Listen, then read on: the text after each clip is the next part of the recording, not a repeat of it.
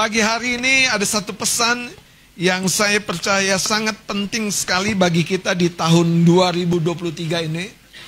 Dan saudara, sebuah pesan yang Tuhan sampaikan dari hatinya, itu akan menjadi sekali lagi seperti khotbah pada minggu yang lalu, guideline. Di sisi yang lain, itu akan menjadi guideline. Kalau Anda memperhatikan pesan yang disampaikan dan mulai saudara menjalaninya, melangkah dengan segala kekuatan Anda sambil terus bersandar kepada Tuhan, tidak ada yang tidak mungkin, pasti terjadi dan sedang terjadi. Seberapa hancur dan terpuruknya pun hidup kita, Tuhan mampu membackup kita kembali di posisi kita yang terbaik. Dia tidak pernah kehabisan jalan, dia tidak pernah kehilangan cara, katakan amin. Dan Tuhan kita bukan Tuhan yang cepat-cepat capek ngurusin kita. Tuhan kita bukan Tuhan yang tiba-tiba saudara kehilangan nafas. Kalau seperti seorang pelari maraton. Ya nggak nyampe deh, nggak nyampe garis finish. Ya nggak nyampe, enggak. Tuhan kita, Tuhan yang kuat, katakan amin. Karena itu dia tidak kehabisan jalan untuk kembali saudara menyertai kita, menguatkan kita. Wow, saudara, saya percaya ini pesan yang kiranya membuka mata rohani kita. Kalau dia siap membawa kita, pertanyaannya apakah engkau siap dibawa Tuhan? Pada pagi hari ini kita akan belajar hal-hal yang sebetulnya saudara begitu sederhana tapi mendalam. Saya beri judul tema pada pagi hari ini, Tuhan mau mendidik hati kita. Tuhan mau mendidik hati kita. Katakan, Tuhan mau mendidik hati kita. Kenapa hati kita perlu dididik? Karena saudara, sejak kita dilahirkan, kita telah mewarisi karakteristik-karakteristik dari orang tua lahiriah kita yang secara daging, dari budaya di mana kita ada, suku apa Anda, dari lingkungan di mana Anda tinggal, Anda mau tidak mau mewarisi semuanya itu. Nah, celakanya ketika yang diwarisi adalah karakter-karakter yang lemah. Anda jadi orang yang mudah putus asa, mudah hopeless. 1-2 langkah gak bisa, dorong pintu agak berat, terkunci, padahal butuh tenaga ekstra. Lihat tidak penjaganya, ya rasanya kita nggak boleh masuk situ, saudara. Pikiranku kita sudah terblok dari kita lahir, tumbuh, sampai kita masuk dunia produktif, bekerja, berumah tangga. Dan di situ masalahnya setan baru manifest. Anda fail terus. Padahal Tuhan rencanakan Anda jadi jutawan. Anda jadi jutawan, kenapa? Karena modalnya kemurahan Tuhan, kasih sayang Tuhan. Anda jadi orang yang terkenal bukan untuk Anda jadi terkenal, tapi supaya Tuhan melalui hidupmu terkenal. Siapapun Anda, seorang musisi, mungkin saya dalam tanda kutip jadi terkenal sebagai seorang pendeta, supaya Tuhan dikenal. Haleluya. Anda jadi seorang mahasiswa, Anda jadi seorang driver. Orang kalau dibonceng Anda tuh rasanya beda gitu. Benar saudara. Karena memang Anda membawa hadirat Tuhan. Anda membawa hadirat Tuhan. Dan sementara Anda berkendara, bukan hanya Anda di zona di mana ada penumpang di belakang Anda, ada hadirat Tuhan surrounding saudara, mengelilingi dirimu. Dan ketika orang berdekat dengan tubuhmu, tidak heran dia pulang, dia mengalami sebuah pencerahan. Ternyata masalah yang dia bawa dari rumah naik ke bangku Anda. Tiba-tiba waktu itu ada jalan keluar. Aku bisa, aku mampu. Dan Tuhan mau bekerja dengan dimensi yang seperti itu, level yang seperti itu, yaitu level di mana kita belum berkata-kata, tapi keberadaan kita yang bersama dengan Tuhan itu menyentuh banyak orang. Saya mau katakan, sayangnya saat-saat ini justru sebaliknya. Banyak orang kehilangan level itu, dimensi itu. Karena itu kita berupaya begitu rupa Dan kita tidak mengalami kasih kemurahan Tuhan yang Daud katakan sungguh. Kebajikan dan kemurahan Allah mengikuti aku, mengikuti aku. Tuhan mau mendidik hati kita. Mari kita lihat kitab Amsal. Pasal yang keempat. Ayat yang pertama saya akan baca. Nasihat untuk mencari hikmat. Dengarkanlah hai anak-anak didikan seorang anak. Didikan seorang ayah. Dengarkanlah hai anak-anak didikan seorang ayah. Dan perhatikanlah supaya engkau beroleh pengertian. Ini menarik loh, nanti Anda akan simak. Tuhan menggunakan kata didikan itu artinya saudara, dia bukan sedang memaksa. Dia bukan sedang mengkondisikan kita tidak bisa tengok kanan, tengok kiri. Sebaliknya, seorang bapak menolong anaknya yang masih kanak-kanak. Dia akan menolong bahkan saudara, melampaui kesanggupan kita memahami apa yang kita sebagai papa katakan. Karena masih belum nyambung, Tuhan sadar itu maksud saya. Sama seperti kalau kita punya anak di rumah, kita tahu level pengertian anak kita tuh belum nyampe. Kita ngomong ketinggian, kita ngomong kejauhan. Tapi dia mampu membimbing, menolong kita menjalani apa yang diarahkan. Poinnya dikatakan, dengarkanlah hai anak-anak didikan seorang ayah. Tuhan mau mendidik hati kita. Nah, saya lanjutkan. Karena aku memberikan ilmu yang baik kepadamu. Oh, ternyata ada sesuatu yang baik, ada sesuatu yang spesial di dalam didikan yang diberikan kepada kita. Janganlah engkau meninggalkan petunjukku, karena ketika aku masih tinggal di rumah ayahku sebagai anak lemah dan sebagai anak tunggal bagi ibuku, aku diajari ayahku, katanya kepadaku, biarlah hatimu apa? Jadi ini yang saya mau katakan saudara, seberapa lemahnya Anda secara keuangan, itu bukan alasan Anda untuk tidak berharap punya satu mimpi yang indah, mimpi yang besar, mimpi yang memberkati, mimpi yang menginspirasi. Kembali lagi, hati kita.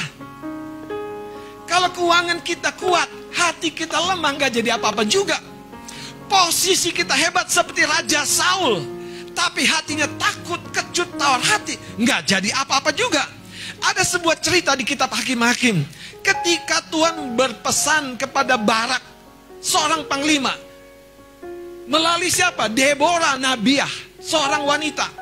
Tapi Barak berkata, aku nggak bisa, aku nggak berani. Deborah tidak mau membiarkan pesan Tuhan yang berbicara untuk seluruh bangsa pada waktu bangsa Israel, untuk membalikan pukulan-pukulan musuh bangsa Midian pada waktu itu menjadi gugur. Deborah berkata, baik, kalau engkau tidak bersedia, aku yang akan di depan. Dan Alkitab mencatat Deborah bukan hanya menjadi nabiah, menjadi juru bicara Tuhan, tapi menjadi panglima, memposisikan dirinya. Kenapa Deborah bisa seperti itu? Kenapa sebaliknya orang yang punya posisi justru meninggalkan posisinya? Hati kita menentukan. Makanya sekali hati kita dididik oleh lingkungan kita yang lemah, yang apa-apa nunggu nanti pak, nanti om, nanti, semuanya delay. Semuanya nanti dan nanti dan nanti dan nanti. Tidak heran orang begini ujungnya saudara akan dimanfaatkan oleh keadaan situasi dan setan bekerja di dalamnya untuk apa? Membuat Anda tidak masuk di dalam waktu-waktu Tuhan. Delay terus. Delay terus.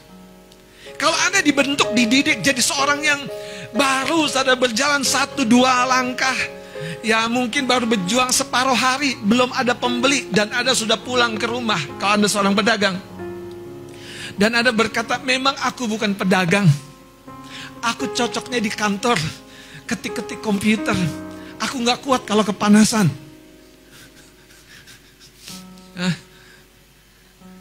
Tanya sama Among tuh, kerja kepanasan juga, kerja di depan laptop juga, kerja di mana-mana. Kenapa tidak? Kenapa tidak? Kenapa tidak? Sekarang pertanyaannya, kita Jangan orang lain, kita. Kita ini kenapa hanya jadi kita yang sekarang? Ada sesuatu yang di dalam ini, yang dididik oleh dunia, yang akhirnya membentuk sebuah keterbatasan di dalam hati kita, yang muncul di pikiran kita. Tiap kali ada peluang, aduh kayaknya nanti deh. Tiap kali ada kesempatan, aduh nanti deh.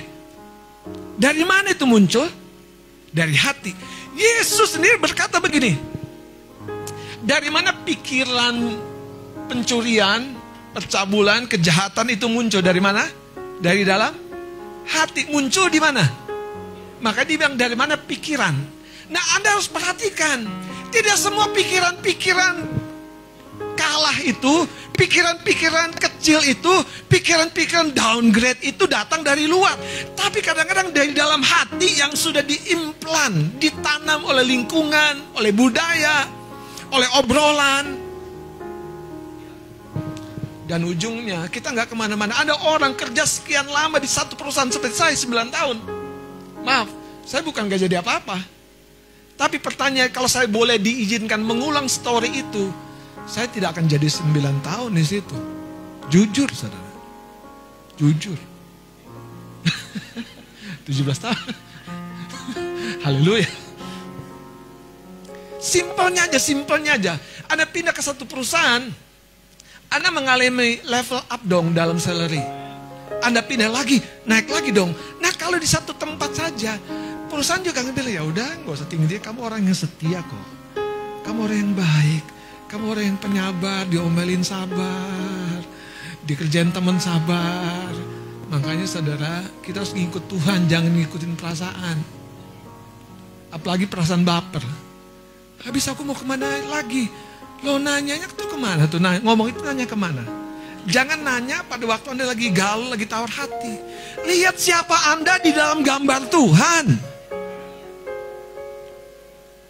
Sekali lagi saudara, faktornya itu dari hati. Makanya Tuhan mau mendidik hati kita. Kalau Anda sedang dididik hatimu jadi seorang warrior, Anda nggak bisa saudara bergulat. Anda nggak bisa jurus Aikido. Tapi hatimu itu saudara, itu mengekspresikan keberanian yang belum pernah Anda miliki. Itulah Daud. Anda seorang administrator. Hati Anda sedang dididik jadi pedagang. Respon Anda lihat orang, cuan. Cuan, money. Anda bukan bilang lagi time is money. Wah, ada dolar di wajahnya. Bayangkan, saudara. Anda mainnya dalam negeri, tiba-tiba hati Anda sedang dididik Tuhan jadi orang yang mainnya luar negeri. Importir, eksportir. Kenapa tidak? Ada orang sudah dididik jadi apa? Jadi PA, jadi sekretaris. Tapi Anda sedang didik jadi apa sekarang? Manajer. Pertanyaannya, Anda mau nggak? Anda bersedia nggak keluar dari kotak yang sama itu? Anda bersedia nggak dibenturkan lagi oleh Tuhan dengan ketidaknyamanan? Anda bersedia nggak memasuki satu langkah yang baru? Buat setting goal Anda. Jangan yang biasa, yang sudah Anda kejar-kejar selama ini. Makanya Daud, waktu dia diutus oleh papanya mengantarkan makanan ke abang-abangnya yang di medan peperangan, dia lihat peperangan, hatinya berdetak. Wow, amazing. Kadang-kadang saudara, Tuhan tuh ingin membangkitkan sebuah kecemburuan ilahi dalam hidup kita. Itu yang terjadi dengan Hana. Waktu lihat Penina, itu dia mulai bangkit di sini, saudara. Tuhan, gak mungkin engkau tidak dengar doa. Tapi masalahnya kembali ke hati. Selama ini hati Hana sudah terkondisikan. Suaminya baik gak baik banget, saudara. Bukankah aku lebih berharga dari 10 anak laki-laki? Udahlah Mi, tenang Mi. Di rumah enak nih berduaan terus, pacaran terus. Tapi Hana hari itu Tuhan izinkan benturan-benturan baru. Katakan selamat datang masalah. Coba salami kanan kirimu, katakan selamat datang masalah.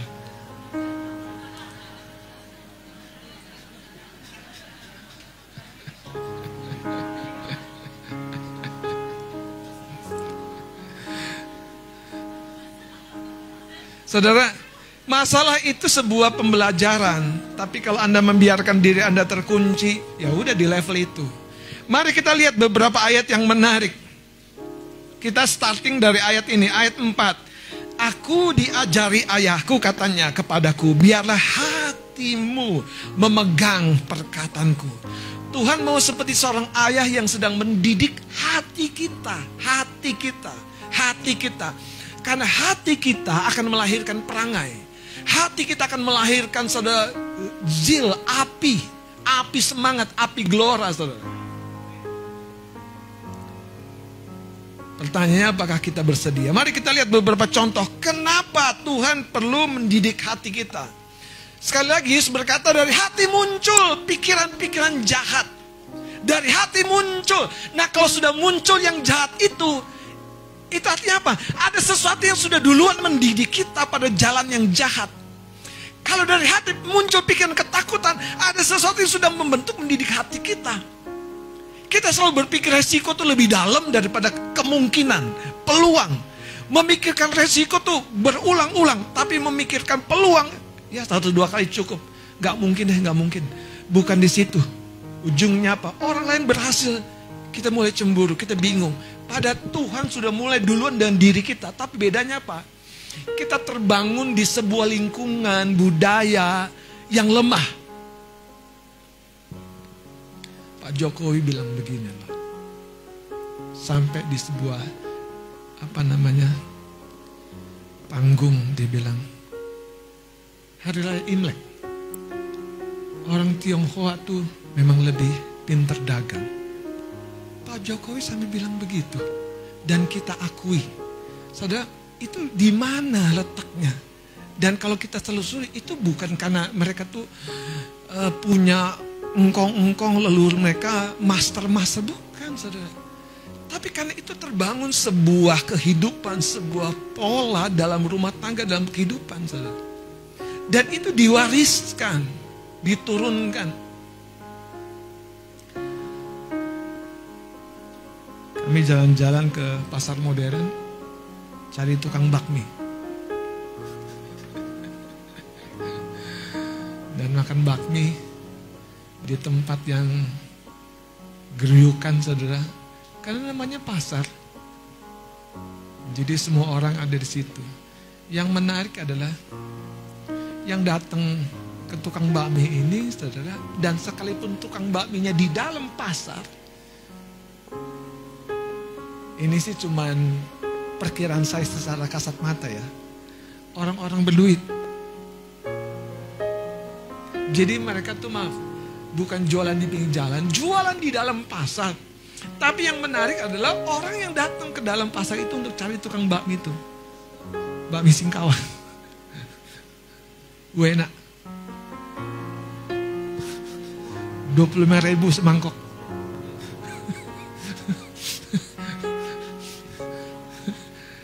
Enak banget, saudara. Tapi yang saya mau bilang, saudara, gini. Itu cuma satu kios kecil. Di dalam itu mungkin ada 4 orang kerja. Semua bersinergi, saudara. Semuanya pegang peran. Padahal kecil, saudara, kios mereka. Bangku juga bangku bakso tumpuk, tapi berderet. Kami belum selesai, udah ada yang nunggu kan. Kami datang situ kan nunggu dulu. Sambil mengintimidasi orang yang makan.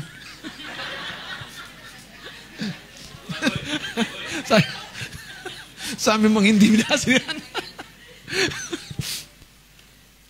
Dan saya lihat si engkong-engkong itu, saudara, gak banyak cakap. Gak banyak cakap. Ada 3 orang, 4 orang di dalamnya itu, ada ruang sempit itu. Satu yang, wow, gak ada matinya tukang bakmi. Gimana Anda? Gimana kita? Apakah sudah mati, sudah layu, sudah lemah? Katakan hari ini beda, Om. Makanya saudara, saya berdoa, Tuhan tuh bilang gini, Tuhan mau bangkitkan semangat yang letih lesu dalam berpengharapan kepada Tuhan hari ini. Katakan amin. Katakan amin. Kenapa Tuhan perlu mendidik hati kita? Coba lihat saudara, Amsal 24 ayat 10. Mari kita bangkit berdiri. Ayo bapak-bapak dulu baca ayat ini. Amsal 24 ayat 10, bapak-bapak. Sudah ketemu Amsal 24 ayat 10? Kita baca 2-3. Jika engkau tawar hati pada masa kesesakan, kecilah kekuatan. Sekarang wanita-wanita baca 2-3.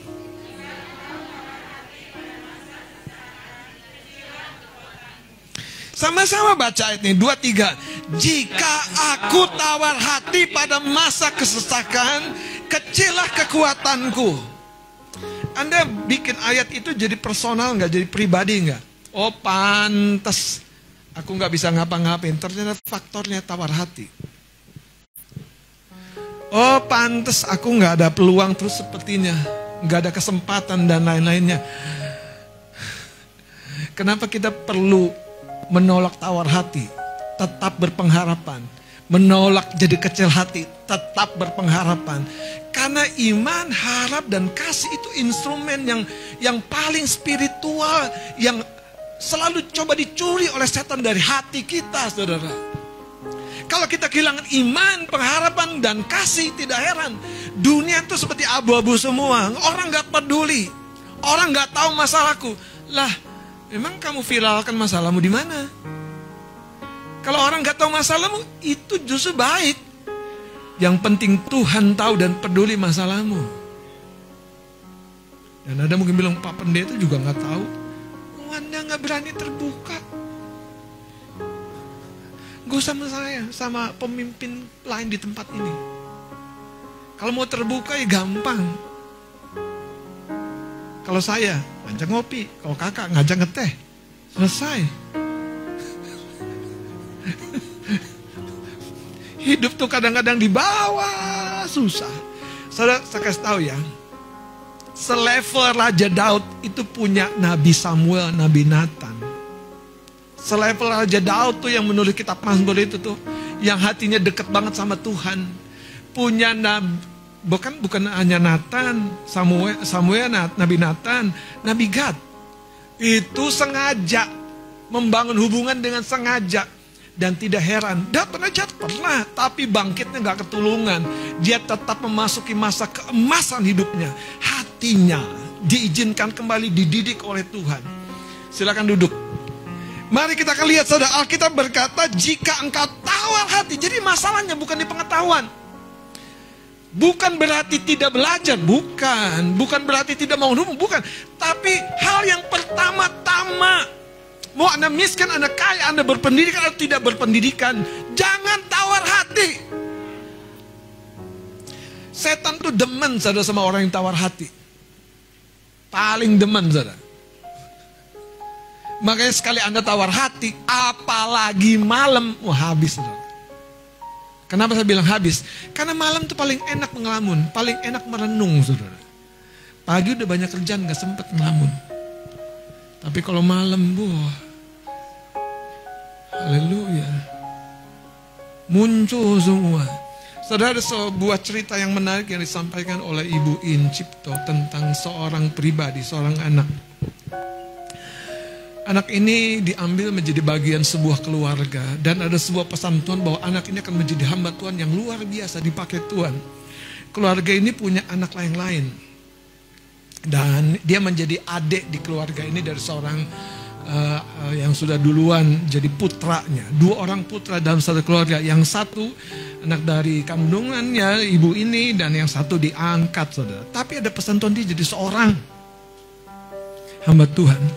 Singkat cerita, saudara, melewati waktu, anak yang satu ini harus dimasukkan ke asrama. Dan waktu dia masuk asrama, dia mulai berpikir, oh ternyata memang betul aku tidak dianggap diterima sebagai anak sendiri. Makanya aku dipisahkan dari keluargaku. Abangku, enak dia kuliahnya sendirian, bebas bisa kemana-mana. Aku harus di asrama. Tumbuh besar, yang satu ini berpikir lagi, kakaknya boleh bekerja sekalipun masih kuliah. Aku nggak boleh kerja. Aku harus bertekun dalam pelajaranku. Sampai satu ketika, saudara, si anak ini yang merasa dirinya dianaktirikan, Anda ngerti ya, dianaktirikan, memasuki sekolah tentara. Sekian tahun luluslah dia, dan kali pertama dia diizinkan memegang senjatanya secara sah. Dia pulang, dia bawa senjatanya. Dia mencari orang tuanya. Dengan penuh kebencian, dia tembak mati. Saudara. Ini bukan cerita kosong. Saudara. Nah, apa yang mau saya ceritakan?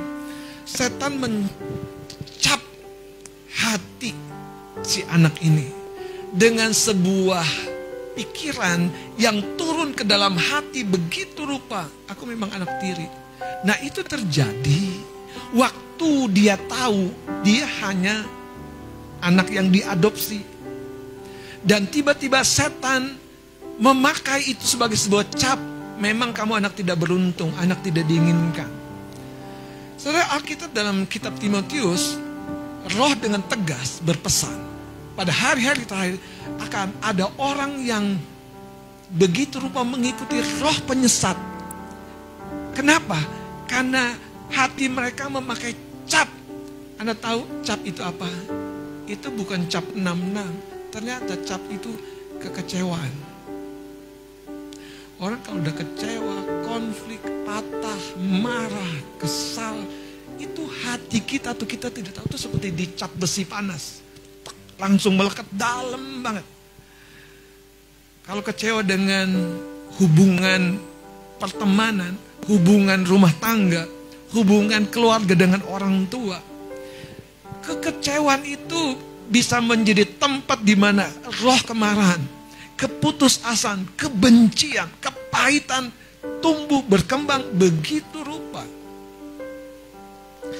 Makanya hati, sebaliknya, kalau ada orang merasa diterima, merasa dikasih ya, Mas Krisya. Sekalipun dia udah gagal lagi dan gagal lagi dan gagal lagi, dikasih, diterima. Tidak dituntut sukses, tidak dituntut hebat, diterima dulu. Itu seperti hari ini. Tuhan sedang mendidik kembali. Makanya tidak pernah orang bisa dididik, diarahkan, ditertibkan sebelum hatinya tuh ditenangkan. Kayak bahasa Alkitab tuh, kita mampu menenangkan hati kita. Kita teduh, kenapa? Karena kita diterima. Kita dikasih.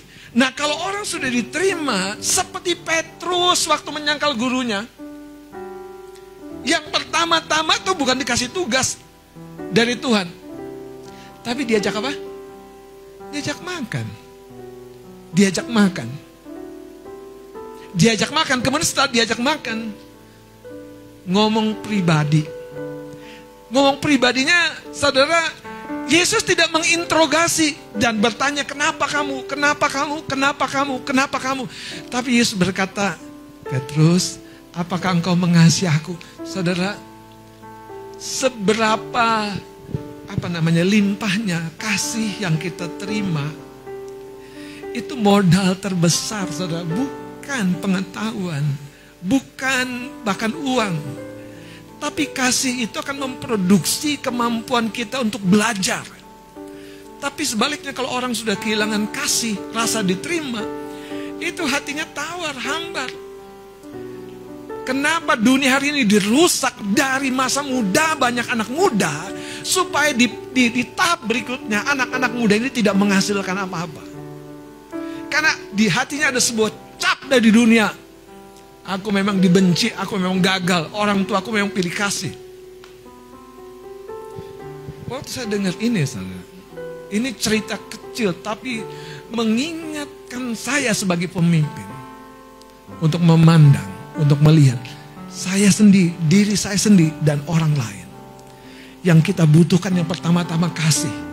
Supaya apa, saudara? Gini loh, Tuhan mau mendidik hati kita. Tapi bagaimana dia mendidik hati kita, berada di dalam hikmatnya, jalannya itu yang pertama-tama, dia mau terapi hati kita.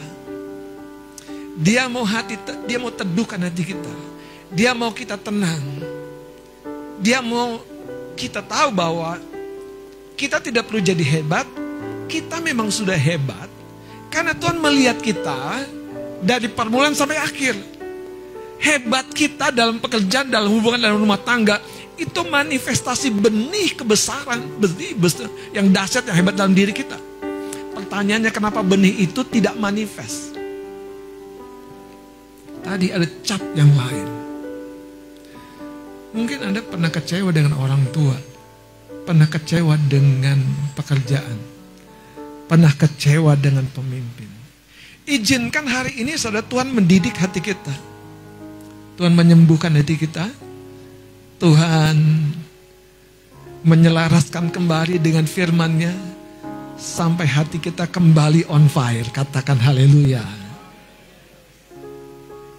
Begini saudara, kalau hati kita tidak kita izinkan dididik, sebetulnya kita tuh jadi pribadi yang berbahaya.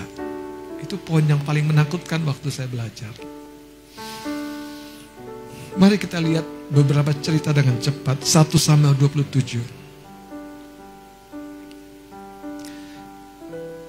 Ayat yang pertama. Tolong seorang baca, Mas Adit boleh baca. 1 Samuel pasal 27 ayat yang pertama. Samuel 27, ya. Daud di antara orang Filistin. Ya. Tapi Daud berpikir dalam hatinya, bagaimanapun juga. Sebentar, Anda lihat. Cerita ini dimulai dengan sebuah ungkapan. Tetapi Daud berpikir dalam hatinya. Itu sebuah perenungan. Kalau Anda mau menulisi hatimu, banyak-banyaklah merenung tentang kebaikan dan kemurahan Tuhan. Sekalipun saudara, yang kita rindukan belum terjadi. Anda bisa bilang gini, sampai usia seperti ini Karut, itu karena kemurahan Tuhan. Karena penjagaan Tuhan. Dan Tuhan belum selesai menyelesaikan apa yang Dia rencanakan. Nah, waktu kita renungkan itu, hati kita tuh jadi melt. Nah, hati yang melt itu gampang dibentuk, gampang dididik. Tapi kalau hati yang keras, enggak, aku maunya begini. Aku pokoknya begini. Nah, orang kalau udah ngomong pokoknya itu susah kan? Ya kan? Lihat ayat yang lanjutkan. Bagaimanapun juga pada suatu hari aku akan binasa oleh tangan Saul. Ya, terus? Jadi tidak ada yang lebih baik bagiku selain meluputkan diri dengan segera ke negeri orang Filistin. Terus Anda harus perhatikan kalimatnya, meluputkan diri dengan segera ke negeri orang Filistin. Terus? Maka tidak ada harapan bagi Saul untuk mencari aku lagi di seluruh daerah Israel, dan aku akan terluput dari tangannya. Saudara, saya mau terangkan ayat ini kenapa saya ingin Anda pahami. Yang pertama, ini 1 Samuel 27 ini nanti menuju 28, 29, 30 di situ ada cerita kota Ziklag dibakar. Nah, kota Ziklag itu peraihan ketika Daud lari dari Saul dalam cerita ini. Anda kalau baca terus tentu ada. Dan salah satu kota tempat di mana keluarga dan seluruh pasukannya yang akhirnya dibakar musuh itu namanya kota Ziklag. Dan itu bermula dari 1 Samuel pasal 27 ini ketika Daud tiba-tiba gamang. Bapak-bapak, para pemimpin, jangan gamang. Anda tahu gak cerita nih? Daud tuh udah letih sekali, dikejar-kejar terus oleh Saul. Daud berusaha menunjukkan aku nggak salah. Makin letih hatinya Daud. Cerita ini menariknya gini saudara. Kalau Anda baca pasal yang ke-26, Anda baca itu 1 sampai 26, itu Daud baru berurusan dengan Saul yang mengejarnya. Tapi Daud tidak jatuh dalam pelanggaran dengan apa? Berbuat jahat kepada orang yang diurapi. Tapi sisi lainnya, Daud tuh jadi getas. Anda tahu kan kertas kalau sudah getas tuh enggak disobek, kesentuh robek. Hati tuh gitu. Sehingga apa yang terjadi, saudara? Daud tiba-tiba mengambil sebuah langkah tanpa persetujuan Tuhan. Bapak Ibu, tolong dengar baik-baik. Jangan buat keputusan kalau hatimu getas, hatimu galau. Cerita ini kalau Anda baca sekilas sepertinya aman-aman saja, tapi tidak begitu, saudara. Daud itu ketika habis deal dengan, waduh, aku ini kenapa ya Tuhan? Makanya jangan kebanyakan nanya kenapa. Cari hadirat Tuhan. Anda tahu Anda dimiliki di hadirat Tuhan. Kalau Anda terus tanya kenapa aku begini, kenapa anakku begini, kenapa pasanganku begini, kenapa aku begini, ujungnya setan tuh ketemu hati yang getas. Daud dalam cerita hatinya udah letih. Dan dia mengambil sebuah keputusan yang fatal sekali. Itu bayarannya panjang nanti, saudara, kalau Anda baca. Makanya seorang yang hatinya, sekali lagi saudara, tidak diizinkan Tuhan mendidiknya. Tapi saya bersyukur dalam cerita ini Daud tuh mengizinkan kejatuhan, kegagalan, salah pilih itu jadi proses Tuhan mendidik hatinya. Kalau tidak, saudara, habis cerita Daud itu. Berapa banyak kita jadi orang yang berbahaya kalau Tuhan tidak kita izinkan mendidik hati kita. Ini bahayanya. Kita akan menghasilkan statement yang sama. Kita akan menghasilkan keputusan yang sama. Karena dari mana pikiran-pikiran tadi? Dari hati. Dari hati. Masalahnya, kalau yang kita tahu tidak cukup kita renungkan, yang kita tahu itu tidak turun ke hati. Dan waktu masalah datang, yang kita tahu itu tidak berkuasa mengarahkan langkah kita.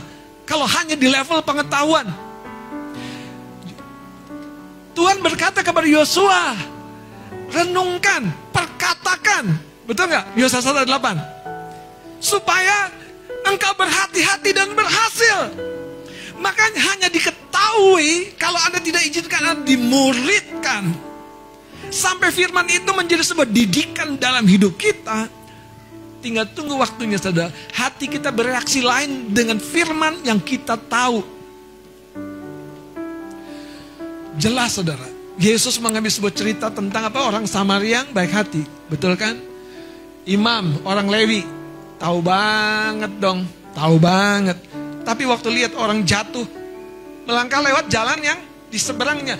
Tapi orang Samaria yang tidak ada hubungannya dengan orang Yahudi, bahkan sebetulnya secara budaya mereka tuh tidak ada kontak fisik, tidak ada ngomong-ngomong.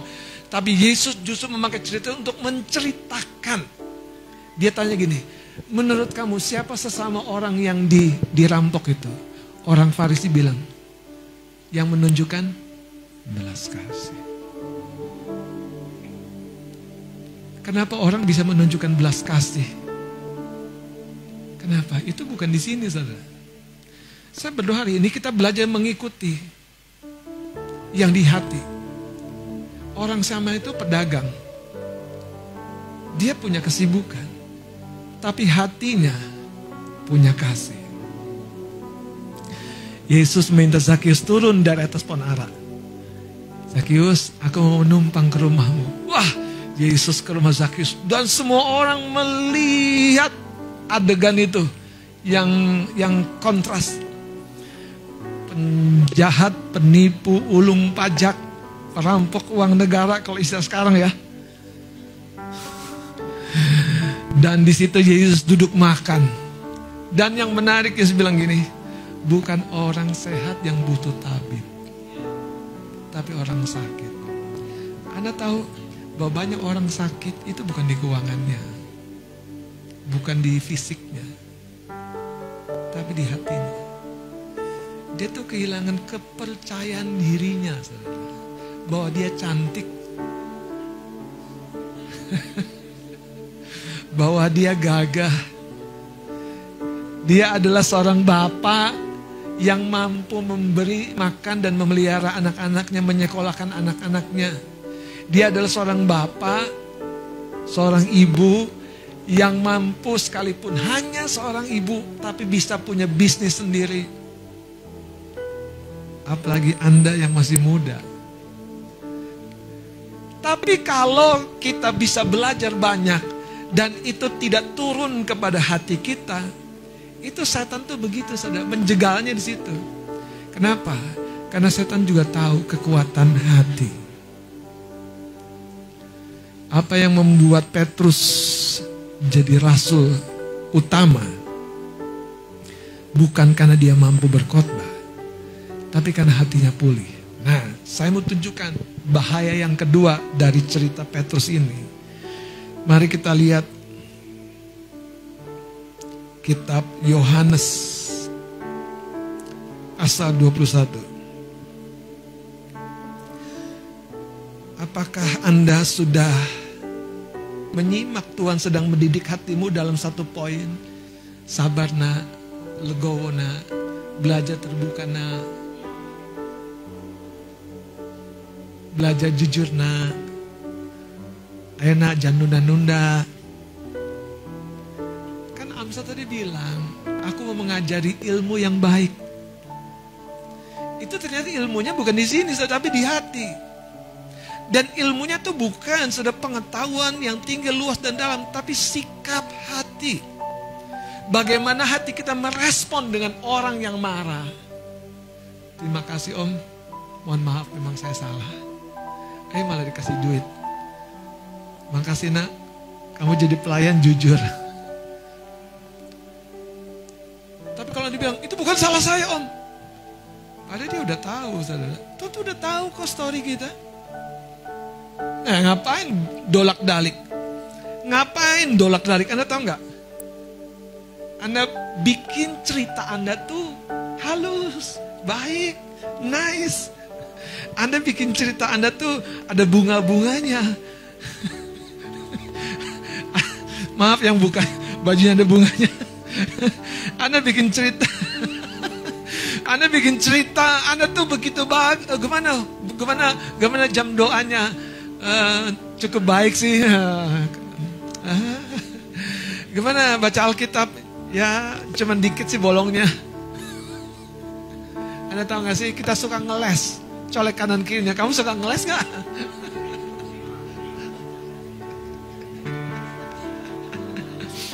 Kalau orang suka ngeles, saudara, suaminya nanya, Mi, udah beli belum Mi? Aduh sorry ya tadi aku belum sempet. Padahal dia lupa.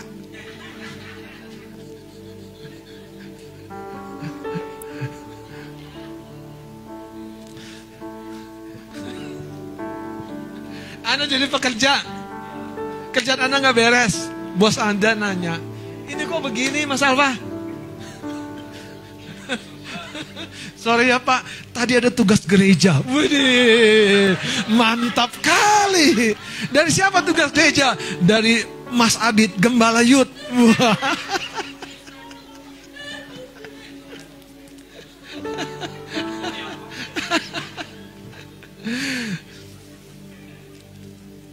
Kenapa bangunnya kesiangan?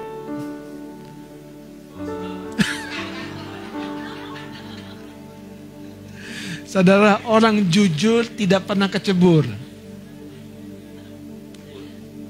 Tapi orang tidak jujur biasanya jadi bubur. Saudara, Alkitab yang bilang kalau kita jujur tuh malah kita dikasih, dicintai. Makanya mengaku sekali, malunya sekali. Tapi mendem. Wah, aku mau sembunyikan ini seumur hidupku. Anda gak pernah ngaku, gak pernah ngomong, gak pernah berani malu, masalah gak pernah selesai.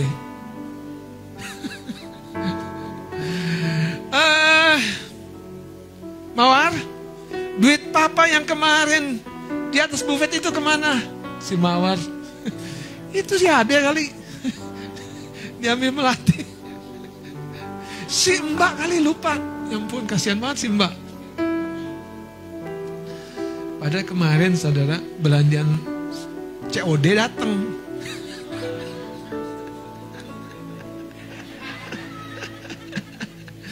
Pas dia gak punya uang cash, ada uang cash ngegeletak.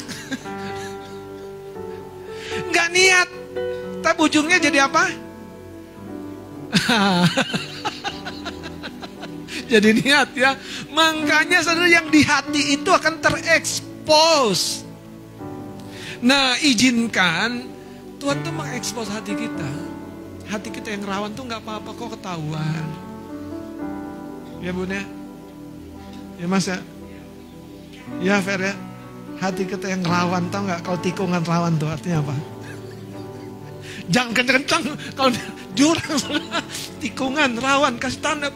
Hati-hati. Masih ngebut juga. Selamatlah saudara. Gak apa-apa terekspos. Daud malah berani. Dia mengekspos hatinya. Dan selesaikan ceritanya. Daud naik lagi kan. Jadi raja yang termasyhur. Jadi hamba Tuhan yang terkenal. Dia pernah jatuh. Pernah banget. Hari ini coba tarik nafas dalam-dalam. Gak apa-apa, ketahuan kok jelek kok. Cuman gini caranya. Berubah. Amin. Suami-suami, Anda bukan jelek, Anda bukan jelek, cuman belum bagus. Terutama di area kampung tengah itu kan, belum bagus. Gimana Mas Adit? Belum bagus?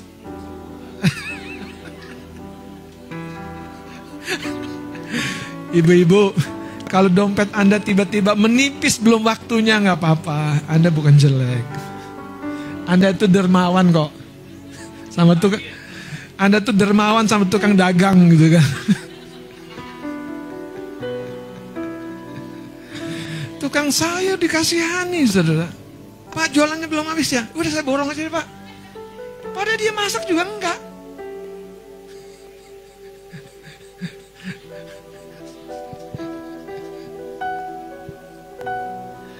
Haleluya. Coba kita lihat saudara, Yohanes pasal 21. Katakan, aku mau dididik. Hatiku mau dididik. Jadi respon dari hati yang sudah dididik itu pasti mantap saudara. Wah, Daud aja ngeliat Goliat. Lah siapa lu? Daud itu ngeliat Goliat itu saudara bukan gini saudara. Hah, siapa lu? Karena dia tahu, aku terikat perjanjian dengan Tuhanku. Nah, kamu siapa? Berani-beraninya. Anda lihat masalah gitu gak sih? Ada sebuah kepercayaan diri yang dalam saudara. Karena akalnya itu hatinya pulih. Anda lihat keluarga gitu gak? Lihat masa depan gitu gak? Lihat bisnis gitu gak?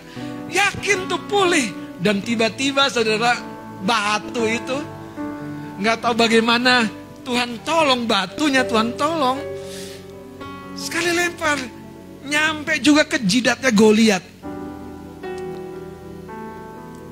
Padahal Daud tuh gak pernah terbayang, aku mau penggal kepalanya pakai apa tuh, enggak.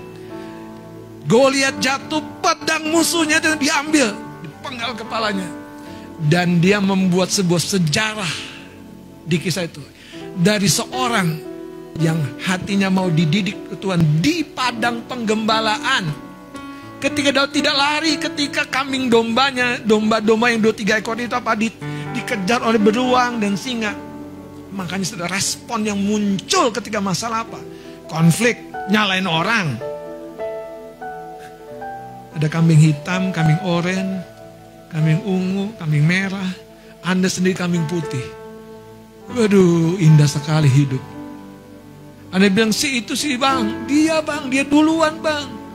Setan dari atas, setan dari atas cekikin. Udah tahu nggak? Dia tuh jemaatnya Pak Pendeta tuh. Kasian deh Pak Pendeta khotbah capek-capek. Dia nggak ngerti. Mari lihat saudara Yohanes pasal 21. Kalau Anda nggak sembuh, Anda nggak dididik, Anda tuh berbahaya. Berbahaya benar, berbahaya. Karena hatimu tuh akan mengekspresikan kemarahanmu, kekecewaanmu, ketawaranmu, ketakutanmu, penundaanmu, kekesalanmu, kemarahanmu. Pada orang yang datang itu adalah peluangmu. Ini sebabnya hubungan hancur, bisnis hancur, rumah tangga hancur. Karena hatimu konflik, hatimu masalah. Dan sepertinya pintu tertutup. Padahal hatimu yang tertutup. Yesus menolong Petrus murid itu. Mendidik Petrus dengan cara apa yang pertama? Izinkan kasih yang Yesus sudah sediakan itu limpah. Di titik paling gelap dalam hidup kita, paling gagal dalam hidup, dan berkata Tuhan, iya aku menyerah. Dan ketika engkau menyerah, Tuhan tidak pernah kehilangan cara untuk memunculkan emas yang memang itu adalah dirimu, masa depanmu.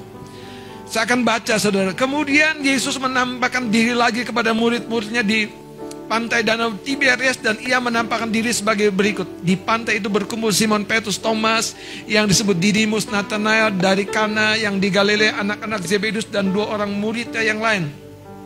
Simon ini secara natural dia itu seorang pemimpin, seorang inisiator, seorang pionir saudara. Tapi sayangnya hatinya luka.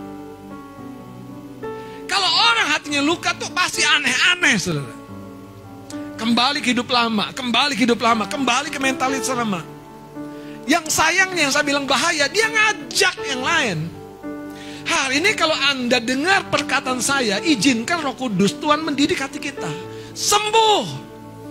Jangan sampai Anda tiba-tiba secara natural tuh mampu mengajak orang lain jatuh juga, salah juga, galau juga, error juga. Dan ujungnya saudara, itu yang setan selalu ingin ciptakan, chaos di hidup kita. Lanjut. Haleluya. 3, kata Simon Petrus kepada mereka, aku pergi menangkap ikan. Kata mereka kepada Petrus, kami pergi juga dengan ini yang menarik dari seorang Petrus. Makanya saudara, ketika Petrus pulih, Petrus sembuh, hari Pentakosta geger saudara, khotbah. Seorang yang menyangkal gurunya sekarang berdiri tegap dengan penuh keberanian. Siapa? Orang yang pernah gagal. Saudara, hari ini izinkan Tuhan berkata, iya kamu pernah gagal nak, tapi aku tidak pernah meninggalkanmu. Engkau pada jatuh nak, aku tidak pernah membuang engkau. Engkau pernah meleset nak, enggak apa-apa. Makanya sang bapak itu memeluk si bungsu yang kembali sekalipun sudah menghabiskan semua kepercayaannya. Yang menarik, Tuhan tidak pernah kehilangan hatinya. Kita lanjut. Mereka berangkat lalu naik perahu, tetapi malam itu mereka tidak menangkap apa-apa. Ketika hari mulai siang, Yesus berdiri di pantai, tetapi murid-murid tidak tahu bahwa itu adalah Yesus. Kata Yesus pada mereka, hai anak-anak, adakah kamu menyelam laut?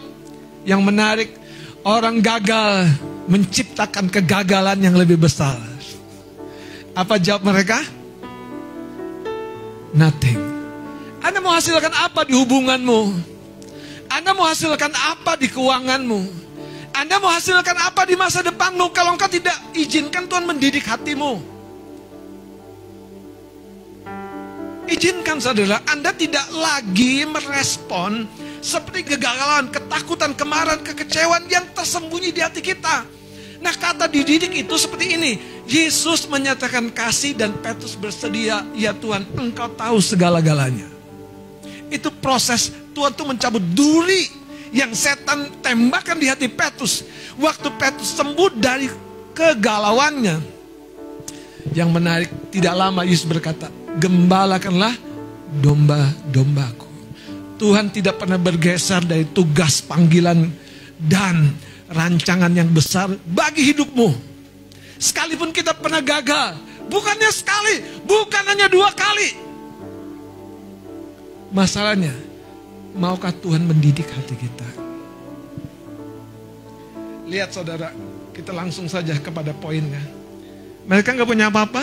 Mereka makan bersama dengan ikan yang Yesus sudah masak. Dan kemudian beberapa ekor lagi akibat mujizat yang terjadi karena ketaatan.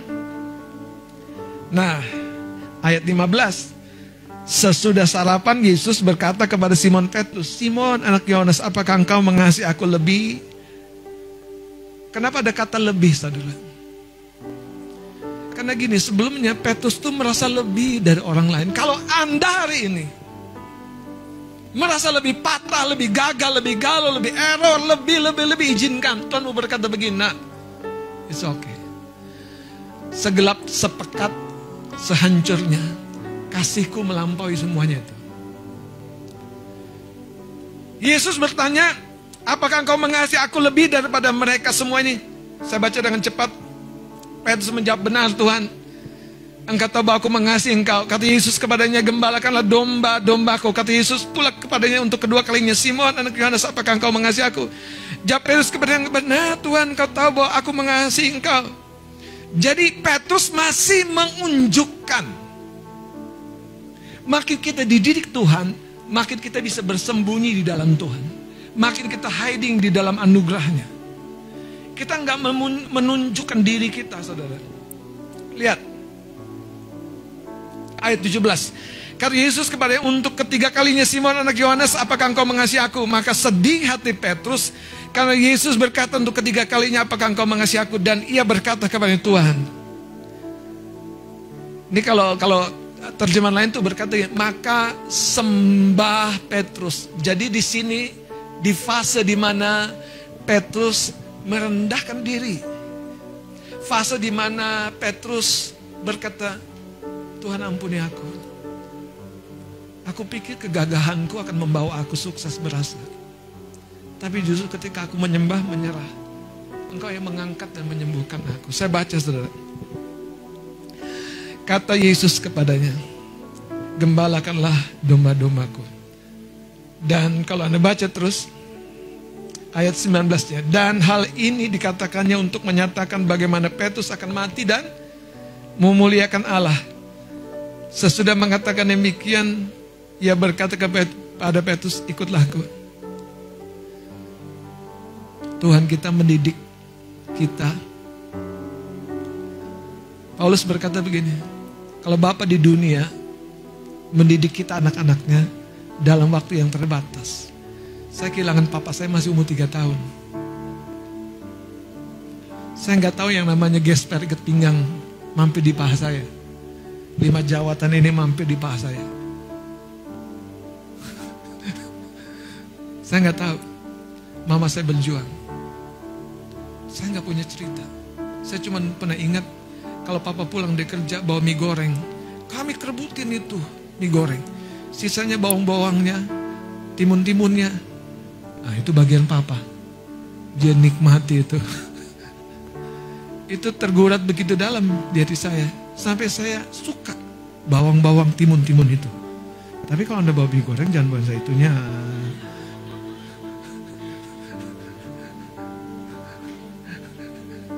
Sampai saya kalau lihat itu. Makanya gini saudara, story itu menggurat. Story itu menggurat. Setan akan bilang kepada anak yang bilang, aku memang anak tiri. Itu jadi cap. Kamu memang dibedakan. Kamu memang beda. Dan ujungnya, dari rancangan Tuhan yang hebat, jadi seorang pembunuh. Yang ditembak bahkan orang tuanya. Hari ini, jangan keluarga jadi korban. Jangan teman-teman baikmu jadi korban. Jangan orang-orang terdekatmu jadi korban. Jangan orang-orang yang sebetulnya Tuhan pasangkan untuk mencapai destinimu, justru engkau tinggalkan karena putus asa, kecewa, marah. Daud sudah gagal.